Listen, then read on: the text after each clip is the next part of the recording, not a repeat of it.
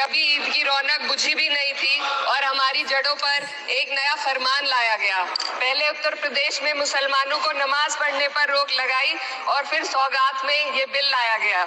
निसार में तेरी गलियों पे है वतन, जहाँ चली है रिवाजो गैर कि कोई ना सर उठाकर चल सके।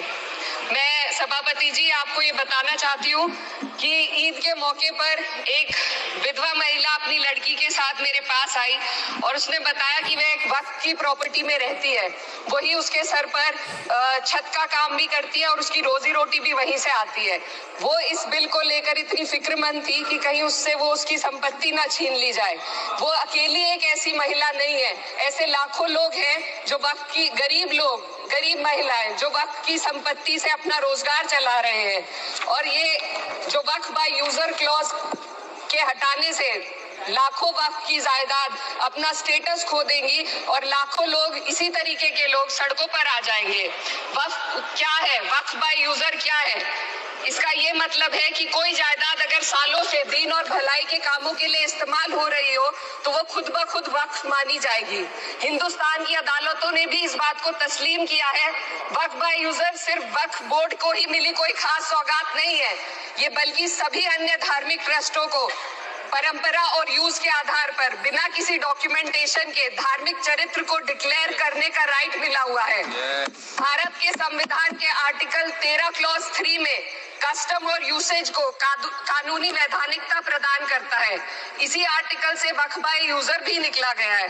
इस बिल के कानून बनने पर वक्फ बोर्ड तो इस प्रोविजन से हाथ धो बैठेगा, लेकिन अन्य धार्मिक ट्रस्टों को यह सुविधा जारी रहेगी। इससे भारतीय संविधान के आर्टिकल 14 और 15 का सीधा उल्लंघन है, जो धर्म और जाति के आधार पर भेदभाव और कानून के सामने सभी की बराबरी पर जोर देता है। मैं इसके साथ ये भी कहना चाहती हूँ कि सत्ता के लोग जो एक दूसरे की पीठ थपथपा रहे हैं कि वक्फ बाय यूजर का जो अमेंडमेंट इन्होंने दिया उसको एक्सेप्ट कर लिया गया है, लेकिन इनकी शरारत यह है कि उसके साथ ही एक ऐसा प्रोवाइजो इसमें शामिल किया गया जिसके आधार पर यह कहा गया है कि अगर कोई भी वक्फ की संपत्ति विवादित हो तो वो अपना वक्फ स्टेटस खो देगी। तो जो अमेंडमेंट इन्होंने दिया है जिसको एक्सेप्ट कर लिया गया है उसका कोई मतलब नहीं है, ये इनकी नीयत है जो साफ जाहिर हो रही है। सोने पर सुहागा एक काम और किया है, सरकार ने वक्फ की कानून के सेक्शन 107 को हटाकर लिमिटेशन एक्ट में 12 साल तक ही किसी के खिलाफ अदालत में जाने का प्रोविजन है। सेक्शन 107 में बोर्ड को लिमिटेशन एक्ट से राहत मिली हुई थी। वक्फ बोर्ड कभी भी अवैध कब्जाधारियों के खिलाफ अदालत जा सकता था।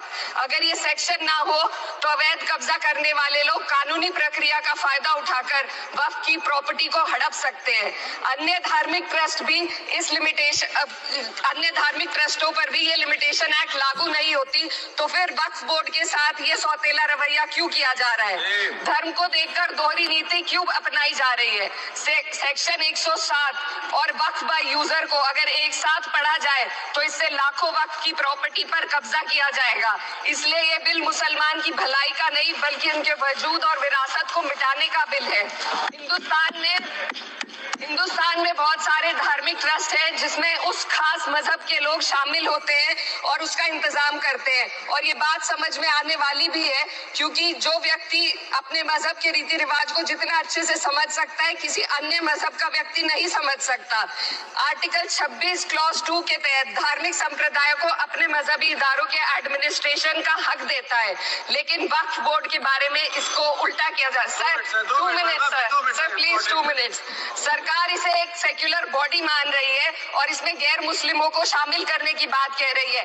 आपके मुंह से सेक्युलरिज्म की बात सुनकर अच्छा लगा, लेकिन अगले ही पल ये भ्रम टूट जाता है क्योंकि आपको सिर्फ दान देने के लिए प्रैक्टिसिंग मुस्लिम का आपने क्लॉज डाला है, लेकिन बोर्ड में बैठने के लिए मुस्लिम होने की कोई आपकी क्लॉज नहीं है। तो इससे आपकी जो दोहरी नीति है वो साफ जाहिर होती है। ये वही सरकार है जिसने राम जन्मभूमि ट्रस्ट में ये लिख दिया कि जिला अधिकारी भी अगर होगा तो हिंदू होना चाहिए।